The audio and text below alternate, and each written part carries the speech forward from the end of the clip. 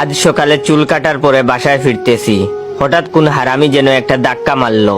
সোজা গিয়ে একটা মেয়ের উপর পড়লাম। মেয়েটা বলল, এই যে সুখে দেখতে পারেন না? আমি বললাম, আপাতত আপনাকে ছাড়া কিছুই দেখতে পাচ্ছি না। মেয়েটা বলল, ফাজলামি করেন? আমি বললাম, আপনি আমার বউ না বেআইন লাগেন যে আপনার সাথে ফাজলামি করব?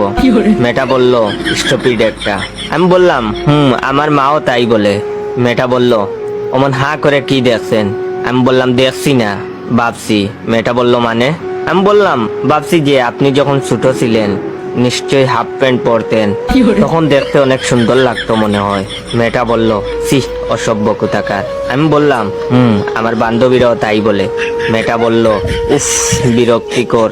আমি বললাম, আমার ছোট ভাইও তাই বলে। এবার মেয়েটা বলল, ইস, আপনি যে কি না।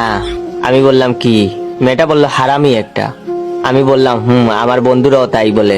মেয়েটা বলল, উফ, ইডিয়েট একটা। আমি বললাম, আমার স্কুলের ম্যাডামও তাই বলে। মেয়েটা বলল, ফালতু।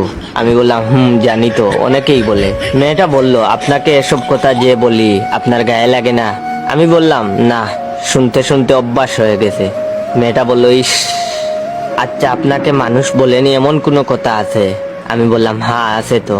মেয়েটা বলল, কি সেটা? আমি বললাম, আমাকে আজ পর্যন্ত কেউ বলেনি যে তুমি খুব ভালো। এবার মেয়েটা বলল, ও আচ্ছা, তাহলে আমিই বলছি, ভাইয়া আপনি খুব ভালো।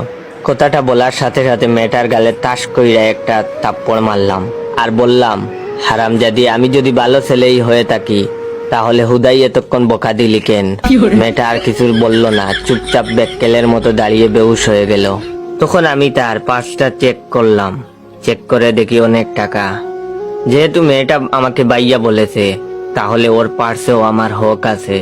তাই আমি টাকাগুলো আমার পকেটে ঢুকিয়ে আস্তে আস্তে করে ভদ্র ছেলের মতো আমার বাসায় চলে আসলাম।